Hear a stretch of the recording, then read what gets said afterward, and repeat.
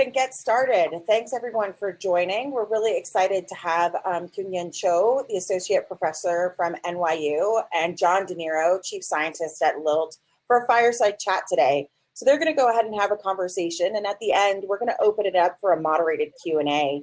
Once we're ready for that moderated Q&A, you're going to see a button up at the top right corner of the screen that asks you to share your audio and video, and we will moderate and allow you in to ask your questions. With that, let's go ahead and get started. John and Kyunghyun, have a great chat. All right, thank you. Well, thank you so much, Melissa. Yeah, I'm John DeNero, chief scientist at Lilt and one of the co-founders. So I lead our research team and also teach at UC Berkeley.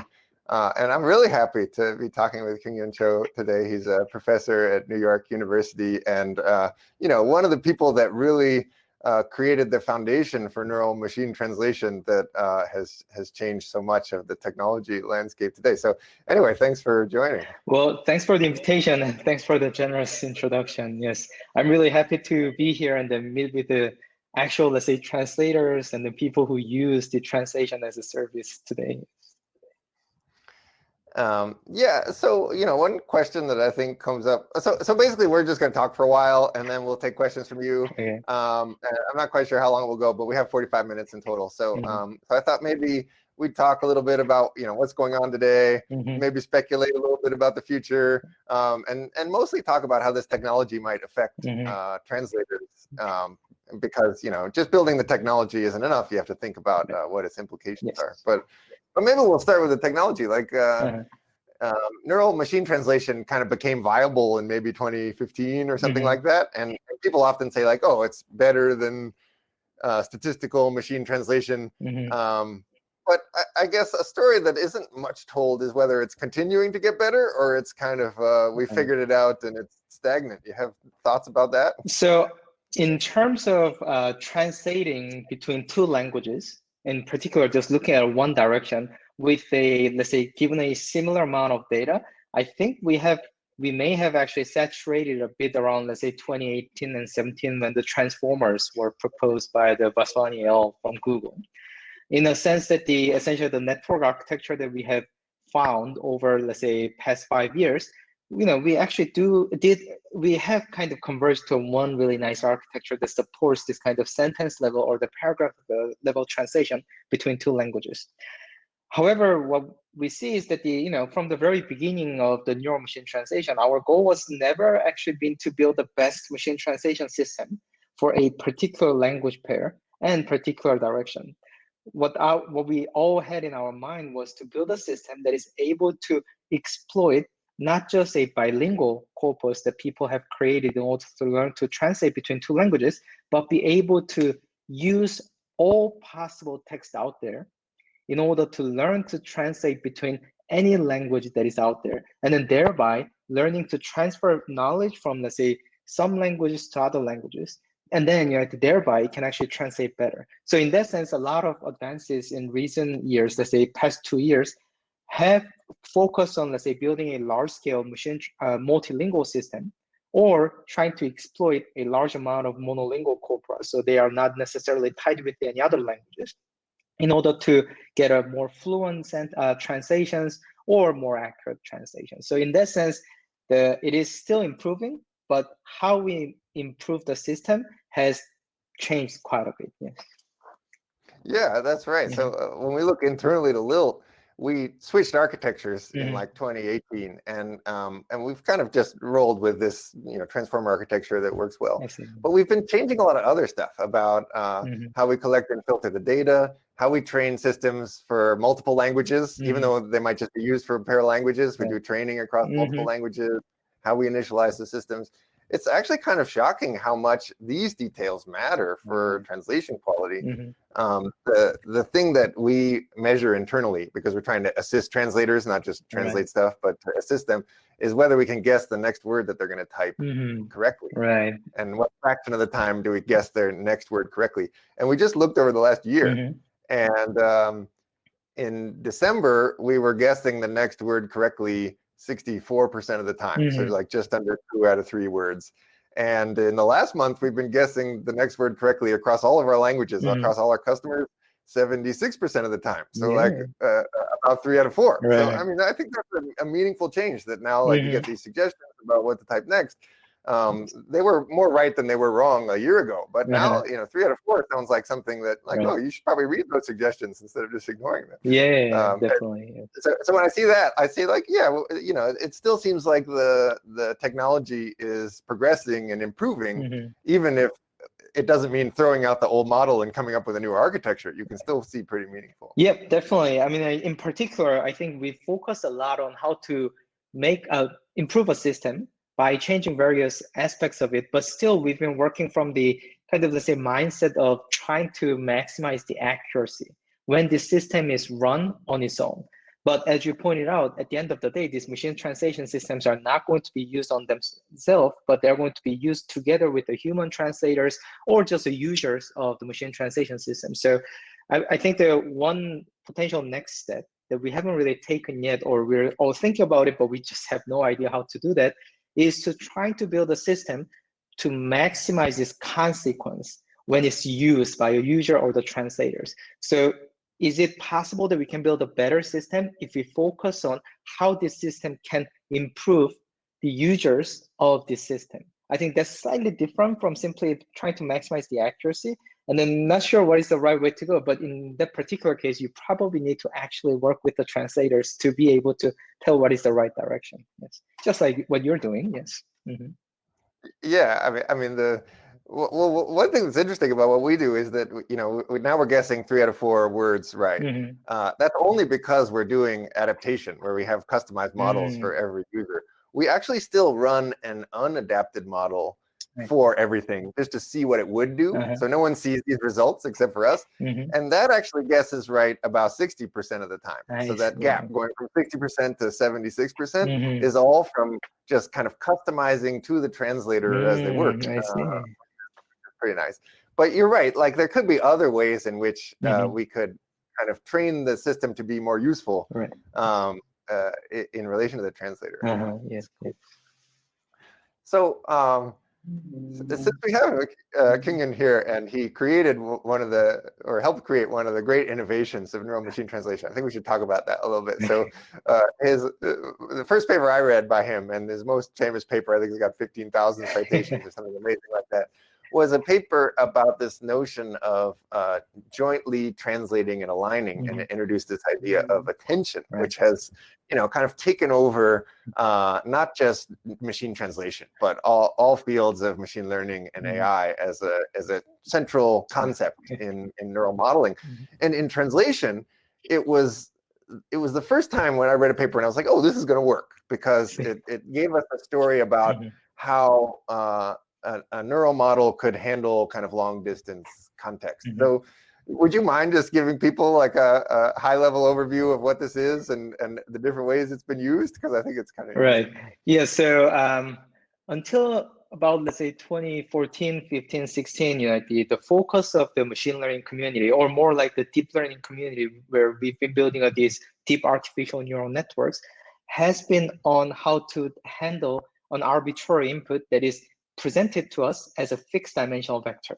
So of course, images are often, shrunk into the fixed size, let's say, image. Speech is also often shrunk into a different same size frames, and then we're going to handle each frame separately. And then of course, in general, we can have any kind of vector. And then in that case, in the kind of conventional setup, our goal has been to, okay, what is the right way to make as deep a network as possible? And then trying to change all those parameters, which often are in the order of the millions, if not billions, to maximize the accuracy of the final output.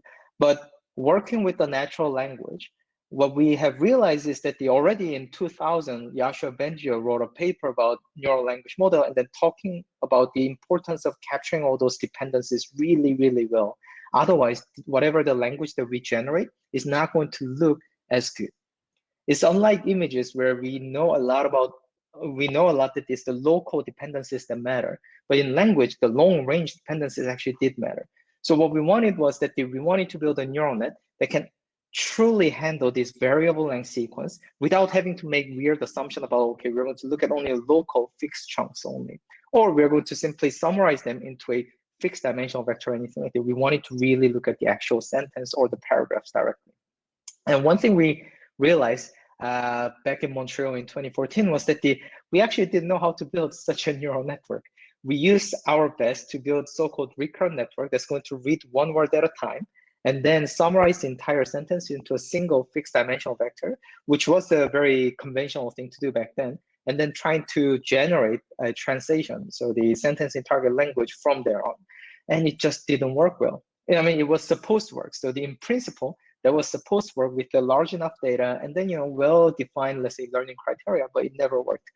And then that's when we started to think a lot about what is the mechanism by which we as humans handle language, and then how we would actually code an algorithm to handle a variable length sequence without compromising or without having to compress the whole thing into a fixed size vector. So one kind of motivation, inspiration we got was the compression. So we use compression, like we do zip to, compress a large images or large text into a very small chunk. But what we realized is that we never actually compress them into a same size file. It's actually going to depend on what is in the text that's going to determine what the size of the compressed file should be.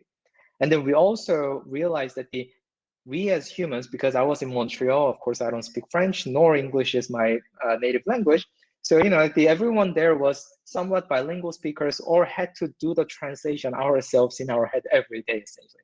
And then what we realized was that it's never that we're going to read one sentence or a document, memorize the whole thing, and then just write out the translation. It's always more or less of the iterative process. So we're going to write out the translation a bit. We go back to the source document, and then try to see what has been translated, and then try to figure out what should be translated next.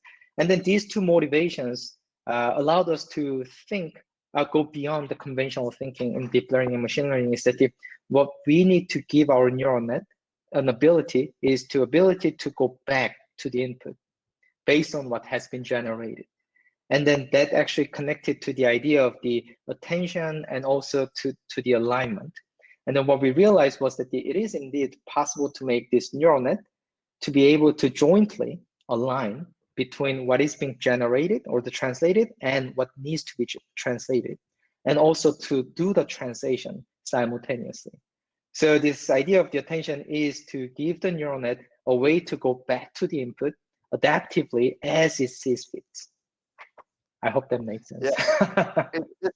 No, it's a beautiful idea. I mean, there was a time right before you all worked this out that neural machine translation kind of just fell off after 10 words. Yeah. Like you just couldn't do a long sentence. Exactly. And then all of a sudden you add this one element, this ability to kind of look back and see what's going on and then make future decisions. And then it could, translate 50 words. And people have extended this idea a lot recently to attend back to parts of the document that aren't even in the current sentence. You can look back 60,000 words now or whatever. And that means that, our models are becoming much more context sensitive. Yeah, definitely. And then the interesting thing I want to point out here is that this going back into the input in order to figure out which next information needs to be translated is not happening at the sentence level. It actually happens inside the neural network's internal representation. What that means is that this going back to the input can happen not only with a sentence, but with any other type of the context. So recently, one of I think the most exciting developments in, let's say, language generation, in my opinion, from the deep learning perspective, is that people started to incorporate the information retrieval into the generation process. So it's not only going to be the source sentence or document, but they're going to retrieve relevant pieces of information from the large database. And then this neural net will attend not only to the source documents, but also the retrieved relevant information in order to best generate the translation or the answer to the question if you were the QA system. Yeah, I love that idea. I mean, I think about what's happening in all these different fields of AI where you can generate a description of an image instead of just like a translation of another sentence. And sometimes it reminds me of this problem that translators run into, which is that they're trying to translate segment, but it's like in the context of a slide deck or an app or something like that. And really, like how you translate it will depend on what this sentence, where it goes. You know, what is its context, its visual context, its behavioral context in an app. You know, you have a button that says store. Is it like storing a file, or is it opening the e-store for some company? Like you have to know in order to translate it correctly, of course. And I wonder, you know, this is just speculation, but like, is attention a mechanism that could potentially kind of handle that? I think attention is going to be a major building block in building a machine translation system that is very much aware of the environment in which the translation happens. That's definitely true. But I feel like we're going to need a number of further innovations in order for us to build such a system. So one thing that I always find fascinating about ourselves, like the humans, and then the human translators or the writers, is that our ability to seamlessly incorporate the surrounding environment without explicitly having to build this model ourselves. So we, as you said, when we look at the, let's say, slide deck and then trying to translate some of the sentences or the phrases there, then we somehow automatically, almost let's say instantly, see the environment in which that slide deck is going to be used. So it's going to be used to pitch your idea to the VC or whatnot. And then based on that kind of imagination, we are able to actually come up with the most promising translation of such phrases. And then what that means is that the best translation can only be done because these translators, and all of us, have an amazing way to imagine the situation in which this can happen. Now, at the moment, our neural nets do have a lot of power, but it's very unclear what is the right way for us to build in this ability to imagine the right situation when it actually does the translation or caption generation or whatnot. And then I don't think we have a necessary, let's say, building blocks yet to give the neural net this ability. Yeah, it's a great point. Is that there are things that humans do that we really don't know how to represent or model in the AI world yet. And yeah, so people wonder, like, will machine translation just replace translators? And I've always reacted with, well, that sounds very unlikely. I mean, 50 years from now, who knows what might happen? But in the near term, it seems like there are things we just don't know about how the human mind is able to relate text to the world. That it isn't just about kind of scaling up current techniques, but will probably require new inventions. So yeah, I mean, Lilt was founded on this premise that we'd keep the translator in control. Like humans should be deciding how to translate stuff, and the machine is just there to assist them. And I think that's probably the right model. Yeah, until those further innovations happen, that's probably the right way to go. And then there is one little thing that I want to just touch upon is that even if we have made all those innovations, and then even if we ended up having these perfect algorithms that is allowing us to build or to maximally utilize the data and also be able to imagine about the words, so having a common sense, even if that happens, there is one issue that we actually don't know about ourselves well, is that that's the problem with the value misalignment. So we could build a machine with the arbitrary reward function or the value that we are going to give our machine to mimic or to maximize. But then the question is, do we actually know what is the value or the kind of objective that we use? So for instance, what is the actual objective that translators are using when they're looking at, for instance, when they're translating, for instance, slide deck versus translating some, let's say, I don't know, YouTube video or whatnot. And then they must be using subtly different, let's say, value functions each time.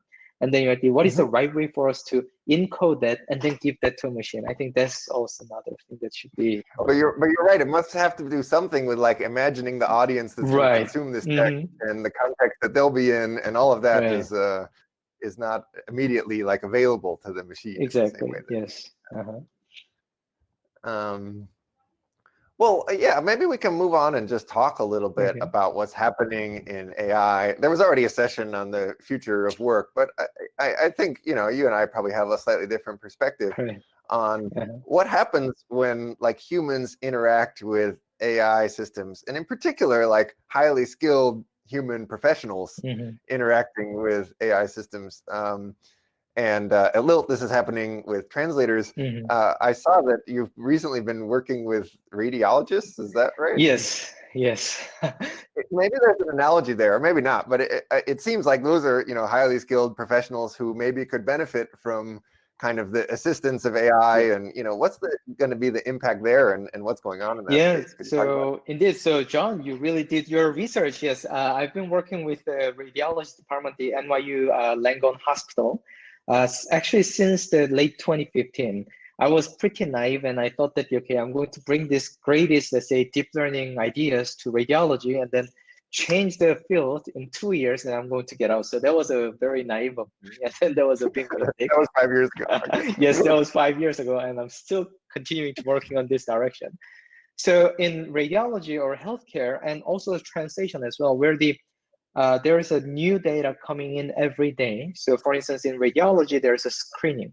And the screening for the cancer is one thing that we know how to, in fact, meaningfully reduce the death rate from cancer. So for instance, the breast cancer screening is the one thing that we know that have reduced the death rate among the female cancer patients by the, let's say, 40% or so since the 1970s. So we want to increase this kind of screening. And then the same with the translation as well, is that we know that there's a huge issue with the digital divide just because not everyone speaks English. And what we want is that we want to be able to translate all the content on the internet so that everyone can have access to it without having to go through years of the education in English and whatnot. But then it's just impossible because we just don't have enough qualified people who can read the screening mammograms for breast cancer or trying to translate all those documents that are being produced every day. So essentially, we are in a place where AI is not an option, but AI has to be there in order for us to scale up all these upsides of AI in order for everyone to benefit from it. And the radiology is particularly particularly interesting domain because every government in the world is trying to increase the coverage of the screening in terms of the population as well as the disease. But then the number of the qualified radiologists that we can train is very limited. It's just not easy. Radiologists need to go through years of training, and then they still need to go through need to accumulate years of experience in order to find all those subtle cues in a screening, let's say, images. Because in screening images, the goal is to find the early stage cancer, and they are not as large as those late stage cancers. So it's a subtle cues that radiologists need to pick up. And then it's just not easy. So what we have seen is that for this kind of early stage screening, deep neural networks can definitely help. And then our papers, as well as many other people's papers, have demonstrated that if we use or somehow merge the predictions or the diagnosis from radiologists together with the predictions from the neural network, we often can get better accuracy eventually. Now, this sounds but it requires a combination of both of them in order to. Yes.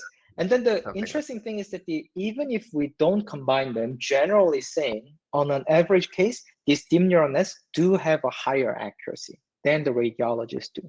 But then there comes an issue, is that what is the kind of this necessary component for us to trust deep neural nets themselves without having any radiologists in present, is that we have to know that these deep nets are making diagnosis in a way that is similar to how the radiologists make diagnosis. So that's the minimal qualification we want from our deep neural nets, right? Because I don't think even the radiologists can tell us exactly why they arrive at diagnosis often. So we are not even going to ask deep neural nets to do so. But we want to know that deep neural nets are arriving at decisions that are sensible in a sense that is very similar to how human radiologists do. Unfortunately, my recent research, so we are working on it and we are writing a paper at the moment, indicates that that is true only for a certain types of, for instance, cancers. But for other types of cancers or the other types of the lesions of among the breast cancers, deep nets do seem to make decisions based on some criteria that are just not the criteria that human radiologists to use. So then, in that case, can we actually trust the deep net's decision? And then of course, we're talking about the breast cancer, which is a bit critical, but it actually goes with the translation as well, or any kind of language service as well. So if you're going to just use a machine translation system without human translators, then how much trust can we put into this system? And then one way to put it is that does this system work as if the professional translators would have translated the sentences or the text? Unfortunately, it doesn't look like that is the case always. It is becoming more and more less, increasingly more like it, but not like at the level that I am satisfied with. Yes. Yeah, I mean, I think it's an interesting analogy because the result of the output, the implications of the output matter a lot. Like in a breast cancer screening, you really want the highest accuracy you can get. Someone's life is on the line. And with a lot of text that goes through the localization industry, maybe someone's life is not on the line, but a lot of people will end up reading the result. These are documents that get published and they get read by thousands or hundreds of thousands of people sometimes. And so, getting it just right is really important. Yes. Whereas, there's obviously a use case for machine translation. I used to work on Google Translate and I had a very good time there. But usually, the output of those, it's read by the one person who generated it. And if they don't get the gist, then they could go ask a friend or something like that. Whereas the text that goes through localization, like it's often the really important text that's like describing how to put together this thing that better work right. And so, so getting the highest accuracy possible is what's important. And we're seeing the same kind of effects, whereas the combination of a person and machine assistance can lead to higher accuracy and often higher throughput. So like one highly trained person can kind of do more per day. Right. And that seems like the right way for like skilled professionals to work with AI systems. Yeah. So I mean, it's going to be mandatory. Essentially, everyone will have to work with AI in order to cope with the amount of work that we want to perform every day. Yeah. Well, yeah, and the other nice analogy with breast cancer screening is you want to just do more of it. And I think that professional localization should just happen more often. Like more and more of the text that's out there should be published in more languages correctly, not just machine translated, but like translated correctly, so that it doesn't matter so much like what your native language is, your experience in interacting with the world's organizations. And so hopefully that will happen, that like 10 times as much stuff will get professionally translated into more languages. But probably to get there, we need to take the existing pool of translators and get them each to do kind of more stuff in order to cover all of this. Yeah, I mean, I did definitely, yes, I agree with you. And another part I think is important, and then maybe we'll take some questions, is to kind of get rid of the drudgery. So I don't know if there's an equivalent in radiology, but in translation, writing a translation is like a very human communicative act. I think it's a good thing. There's this other thing, which is transferring the formatting, where like you have to make sure that whatever was bolded in the source is bolded in the text. I see. This has to be done correctly, but it's not really as engaging work, I don't think. In localization, it's called moving tags around. They use like an XML style representation. And we've built a system to automatically guess where the tags go. It's basically just based on interpreting attention. I see. Okay. Yes. We have an ACL paper about it if you want to read about it. But it works really well. We now we measure in practice like how often we get the tag placement right, which means how often it's still there where we put it after the translator cleans it up. Yes. And this is something we measured over the last year. It was like at 60% accuracy in last December, and now it's at 80% accuracy. So now like that kind of stuff that maybe a translator doesn't love about the work can just be automated. And since computers are good at attention to detail, they tend to be consistent, then kind of you might have less issues if the machine is dealing with these things that that's a good point. Yes. Anyway, so maybe we'll open it up. I guess there's a way for you to queue up as audience members. We'd love to hear whatever you want to know. And there's the ability to ask live questions, I believe. And while everyone's working that out, maybe we'll take one from the chat, which was how about the impact of large models like GPT-3 on automatic machine translation? You want to opine there? This is a really interesting question in the sense that, of course, GPT-3 on its own is not a great machine translation system. But I think the importance of GPT-3 is actually telling us how much can be crammed into these large-scale language models or the machine translation system. And then when we present as much data as possible, how much common sense-like structures emerge within this large-scale language model or the machine translation system. So a lot of things that we talked about earlier about the how to build a machine translation system that can take into account the context in which this translated document is going to be used can, up to a certain level, be automatically inferred if these models are large enough and are presented with a large amount of data.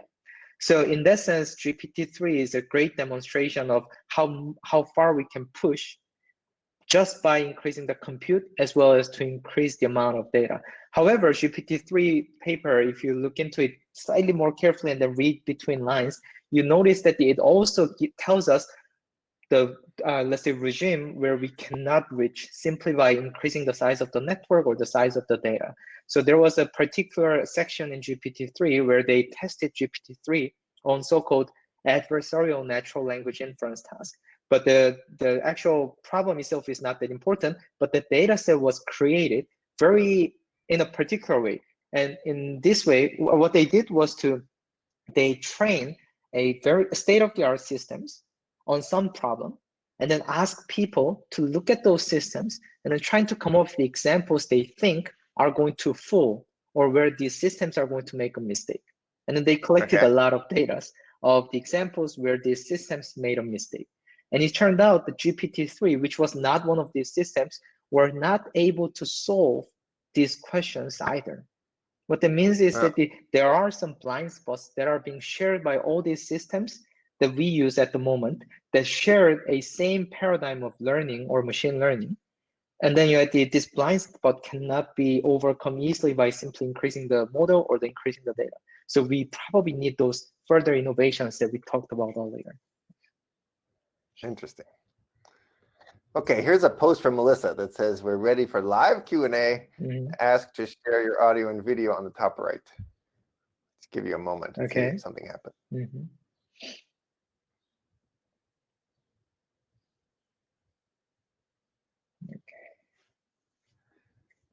Well, while that's happening, maybe we'll look at another question from the chat. So what is your take on low resource languages where training deep learning models is not easy because of lack of training data? I see. If I were to make you a dictator, oh, this sounds exciting. If I were to make you a dictator of a country with a language with very little online data and your task was to localize all the English internet into that low resource languages, how would you go about it? Yeah, this is pretty interesting. I think so low resource basically means that there's not that many examples just like sitting around on the web. And yet many people may speak a language and many people may want to read text in that language, but just there might not be a long history of translating it and publishing that in a way that's accessible to computers. That's a really difficult question in the sense that one direction that has been very fun to work on and then fun to see the progress has been what we call unsupervised machine translation in recent couple of years, is where we are only assuming that we have access to a large amount of texts that are not aligned with each other from two different languages. Now, can we build a translation system between those two? It turned out that if those languages are similar enough, in a sense that we can provide a very high level cues that is okay. So the length must be relatively similar, and then the order of the words are going to be reasonably similar. And then these two sets of the documents are talking about a similar domain. Then it turned out that we can actually train this kind of machine translation system to do the translation. So in a sense that under certain conditions, we know how to train a machine translation system for zero resource languages as well. Yeah, and this used to not work at all, and now it kind of works. Right, exactly. Right. Now, the unfortunate thing is that we are also seeing that when the two languages are relatively distant away from each other, and then if those two corpora are talking about two different domains, let's say one is from Bible, the other is from, let's say, I don't know, like manufacturer's, let's say, device manual or something like that, then this machine translation system will simply fail, completely fail there. So in a sense, we actually don't have a good answer to how to deal with the very, very low resource languages when we don't have enough resources. However, I think the way forward is to build a multilingual system with as many languages as possible. And then just like what we have been doing with the GPT-2, BERT, or whatnot, we just need to use that as a base on which we fine tune or add something to rapidly adapt to a new language. And then that's probably where we need some kind of human in the loop, or the human and machine in the loop system. Yeah, I was thinking, like, if I were the dictator, then I wouldn't have to worry about conflict of interest. I'd just say, start translating the web and use Lilt to do it, because, you know, this is only somewhat facetious. I think it's it is really important that you have a system that's kind of learning from human work, right? So there's really no way to get around the fact that you need some examples. And the more examples you That's have, true. I mean, of course, you might as well just have people translating. But as they're translating, the machine translation should get better, so that they can kind of translate more per hour, and so that the, you know, anything they haven't translated yet could at least get a decent machine translation as a stopgap until it gets translated perfectly. So, so there you go. But I mean, like, if I were a dictator, I would just cut off the internet and say that, okay, there's no other language in the world. I'm not sure I want to live in that country.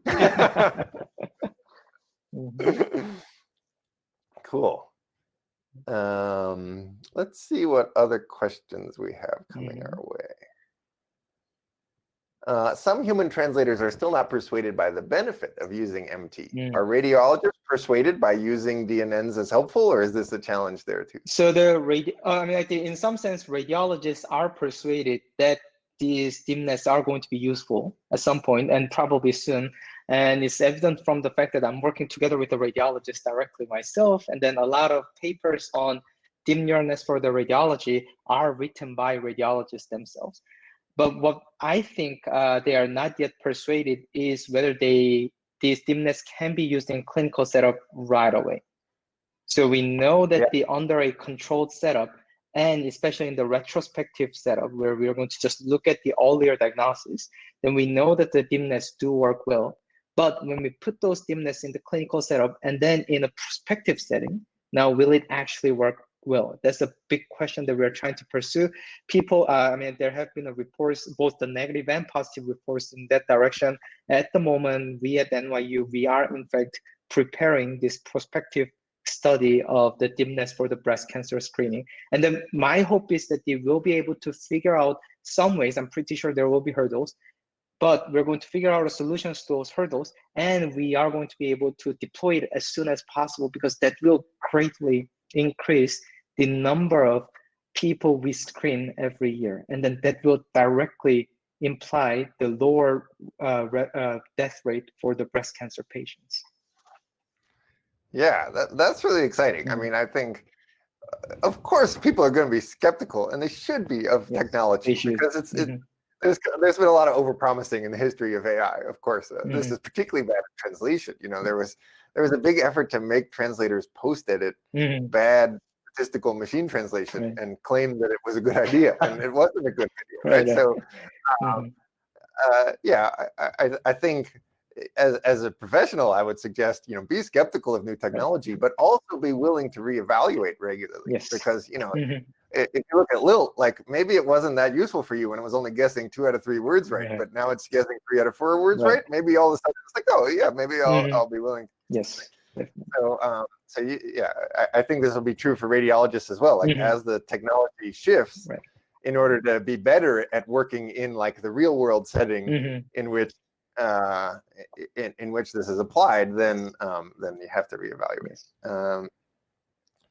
Let's see. Besides textual information, what additional information would you consider important to neural machine translation to see an increase in quality or accuracy? So what can we put? So if I was asked this question in 2016, I would have said, just, you know, give anything, and these neural nets are going to figure out how to use them best. And then there was a more optimistic version of me. But what we've seen at the community is that so far we haven't really been able to benefit much from non-textual context given to the machine translation system. And then so far, the best machine translation systems in terms of translating just a textual document is the system that looks only at the text. And then I believe there are a number of reasons. One reason is that this system, there is a high redundancy between what the source sentence is saying and what non-textual context is providing. And then what these neural nets are going to do is to try to focus on those overlapping information, because that information is essentially, like the amplified. On the other hand, what we hope the system would do is to look at the union of the information between this textual and the non-textual cues, except that we haven't really figured out what is the right learning algorithm to make these machine learning systems to look at the union of features rather than the intersection of the features. Now, what that means is that it's going to be really important to choose the non-textual textual context or the cues when we build a machine translation system to be truly complementary. And then it doesn't simply amplify the information that is already in the textual information. One promising direction I see, I think I read a paper recently, but I just can't recall where I read it from because I saw it in the archive like last week or so, is that the problem of the simultaneous translation. So simultaneous machine translation is what I've been working, what I worked on, let's say in 2016 and 17, where we do not assume that the source sentence arrives in full at the same time. So they're going to arrive one word at a time. And then we are building a machine translation system to determine whether to wait for the next word or start just generating the translation immediately. And then there, what happens is that the source just does not have enough information. But if we provide an image of the background or the context under which this speech is being spoken, that could actually provide information that has not arrived yet. So I think that there are some ways in which we can come up with a setup where the non-textual or context could be complementary. And then, it's going to be more of a matter of what are those non-textual contexts? And then what is the better learning algorithm that we can come up with? Yeah, I think I would summarize it in the same way. Like in principle, these networks have the capacity to consider multiple sources of context and very long range context and integrate all this information.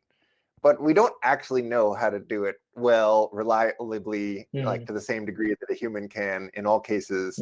This is kind of an open research field. Exactly what kind of context you're trying to depend on and its data characteristics will depend on the technique and whether it already works or it doesn't work. But it's definitely like a open area in the field. Yes. And I think, but it's one that's not being ignored at all. So not at all. It's going to be very important. Yes, I agree. Okay, I think we've hit the end of our time. It has been a great pleasure. It was really fun. I mean, thanks for the invitation again. I truly enjoyed it. Yes. Well, thanks, you guys. It was a great session, and I think you guys handled the Q&A great out of the chat. Just so everyone knows, we will be sharing these videos after the event, probably early next week. Thank you both, John and Kyunghyun, for hosting a great chat. And go ahead and go back to that sessions tab. And the next session will be starting in about 1 minute with our PM team from Lilt.